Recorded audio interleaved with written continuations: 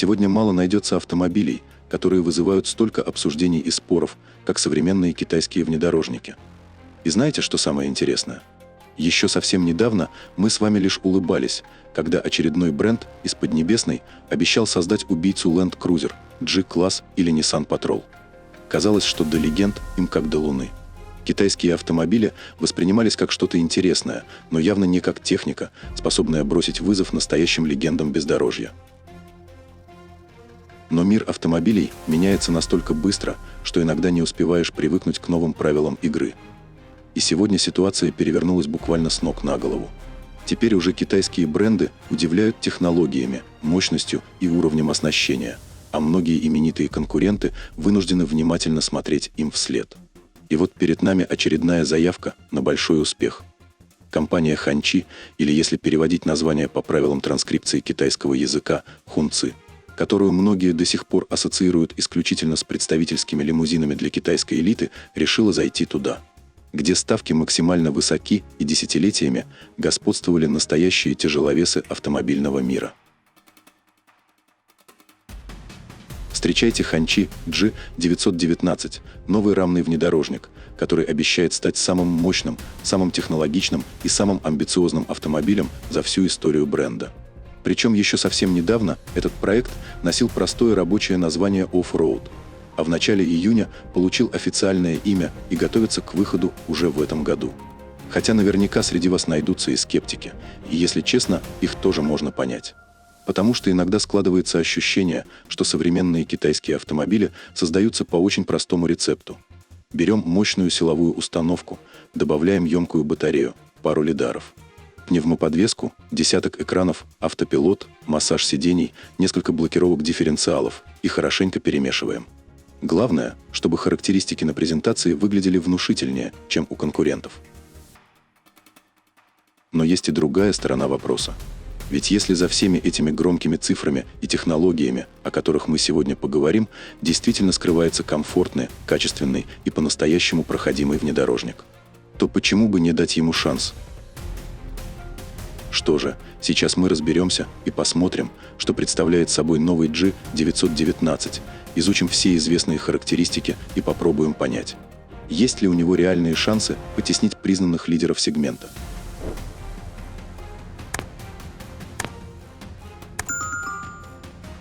А теперь давайте посмотрим на этот внедорожник снаружи. И знаете что? Серийная версия практически один в один повторяет концепт. Разве что бамперы сделали чуть спокойнее, чтобы автомобиль выглядел ближе к реальной жизни. С первого взгляда понятно, дизайнеры решили не отходить от фирменного стиля бренда.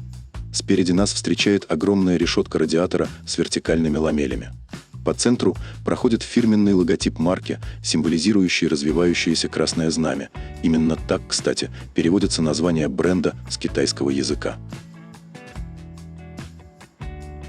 Передние фары выполнены в виде светящихся полуколец, и именно они придают автомобилю тот самый хищный взгляд, с явным намерением доказать свое превосходство на дороге.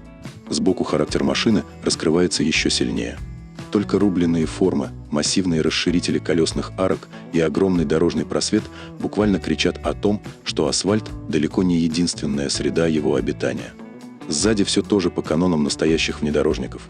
Вертикальные фонари, распашная дверь багажника и очень брутальный силуэт. Причем на двери может размещаться либо стильный кофр для вещей, либо полноценное запасное колесо, как и положено серьезной технике для приключений. Интересно, что сами представители бренда говорят, дизайнеров вдохновила древнекитайская технология соединения деревянных конструкций без единого гвоздя, шурупа или клея. Но если честно, когда смотришь на этот автомобиль, в голову приходит совсем другая ассоциация. Кажется, что его создавали для того, чтобы уверенно занять левый ряд и заставить остальных уважительно уступить дорогу. В длину внедорожник вытянулся до 5135 мм, в ширину 2050, а в высоту почти 2 метра, 1950 мм, колесная база 2900 мм. И вся эта конструкция построена на мощной стальной раме.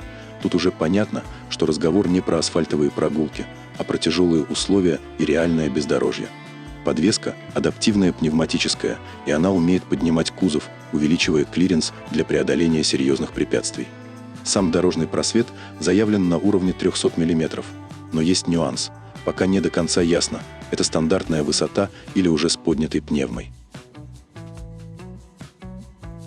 Машина способна проходить броды глубиной до 80 см.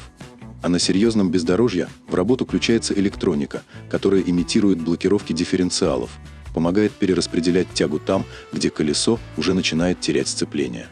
По оснащению тоже все по-взрослому. Защита картера двигателя, буксировочные проушины, тросовые ограничители – все это явно не для красоты, а для реальных тяжелых условий. И финальный штрих образа – экспедиционный багажник на крыше, дополнительные прожекторы и грязевые шины.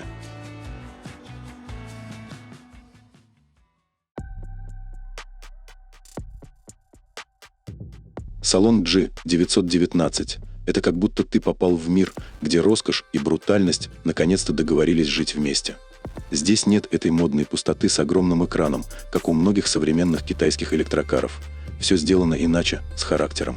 Перед водителем крупный цифровой щиток приборов, а отдельно, по центру, расположен большой экран мультимедиа. Перед вами салон, где даже кнопки выглядят как отдельный инженерный элемент. Никакого глянцевого пластикового шоу, только рифленый металл, крупные клавиши. Их не перепутаешь и не промахнешься по ним даже на бездорожье или в перчатках. А теперь смотрите на центральный тоннель. Там расположились два массивных рычага, и они явно вдохновлены авиацией, прямо как рычаги управления тягой двигателя. Один отвечает за режимы движения, второй – за трансмиссию. Но при всей этой техничной брутальности внутри неожиданно много премиума. Кожа напа мягкая, дорогая, с правильной текстурой. Натуральное дерево добавляет тепла, а полированный алюминий аккуратно подчеркивает современность, не перебивая общий стиль. Для второго ряда заявлено много места, а для пассажиров предусмотрен выдвижной экран на потолке, столик и электрорегулировка спинки по углу наклона. В оснащение внедорожника входят беспроводные зарядки для смартфонов, разнообразные варианты оформления сидений и интерьера, а также современная система автопилотирования. G919 – это не просто тяжелый внедорожник, который уверенно лезет по бездорожью. По сути, это уже полноценный технологический монстр на колесах. Здесь используется последовательная гибридная схема с 4 электромоторами, а под капотом 2-литровый бензиновый двигатель, но он не связан напрямую с колесами. Его роль – быть генератором и подзаряжать систему. Основной запас энергии хранится в батарее на 63 кВт-часа, а всю тягу обеспечивают электромоторы. В сумме они выдают 843 силы и 1320 ньютон-метра крутящего момента. И теперь самое интересное, что это значит в реальности. Разгон до 100 км в час занимает 4,5 секунды. Для тяжелого внедорожника это очень серьезный показатель. На одном электричестве G919 может проехать до 280 км. А если подключается бензиновый генератор, то запас хода превращается в дальнобойный режим до 1350 км на одном баке. И все это при топливном баке объемом 80 литров. В итоге ситуация пока выглядит интригующе. Ханчи явно не раскрывает всех карт с новым G919, и главный вопрос, куда он реально метит.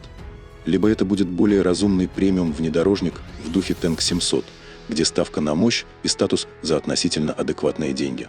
Либо же китайцы решили сыграть по-крупному и зайти в ультралюкс напрямую в зону Yangwang U8, где уже совсем другие технологии и ценники. Так что история у G919 только начинается. А пока что остается наблюдать и делать выводы осторожно. Потому что времена, когда китайские внедорожники можно было недооценивать по умолчанию, похоже, уже закончились. И если G919 действительно окажется таким, каким его сейчас рисуют, скучно в этом сегменте точно больше не будет. Это все на сегодня, но маршрут нашего канала только начинается. Ваш лайк и подписка – топливо для новых видео. Комментарии приветствуются, делитесь впечатлениями. Желаем вам ровных дорог, полной заправки и ярких поездок. До скорой встречи на канале.